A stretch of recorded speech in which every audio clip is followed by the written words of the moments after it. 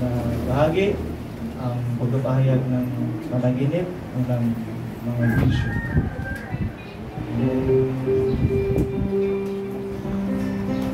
Panaginip, vision.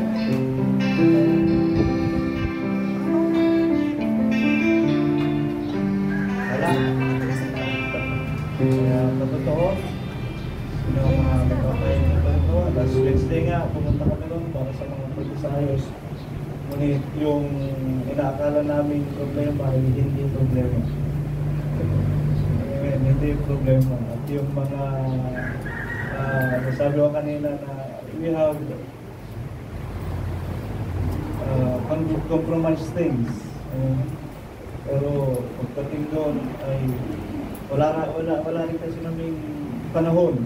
Ay yung panahon na naganap sa salamat sa Panginoon. Sabihin ko ba? Kasi sabi ni Mrs., sabi niya sa mga bata, kung makahanap tayo ng pwesto doon sa Umingan o kung saan, ay doon na tayo. Hindi na kami nakapaghanap ng pwesto dahil walang time. Pero nung nag-service kami kinagabihan, kinausap siya ni Sister Gay na yung isang pwesto doon sa kantin ay nabakante. At yun nga, sa kanila ina-offer.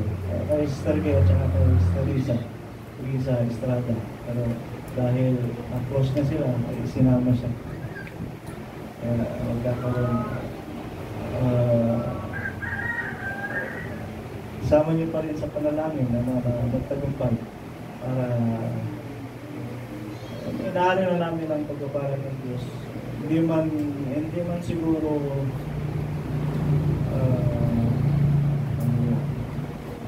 hindi man siguro basta, wala ng Panginoon. Salamat na lang sa Diyos. Salamat sa Panginoon.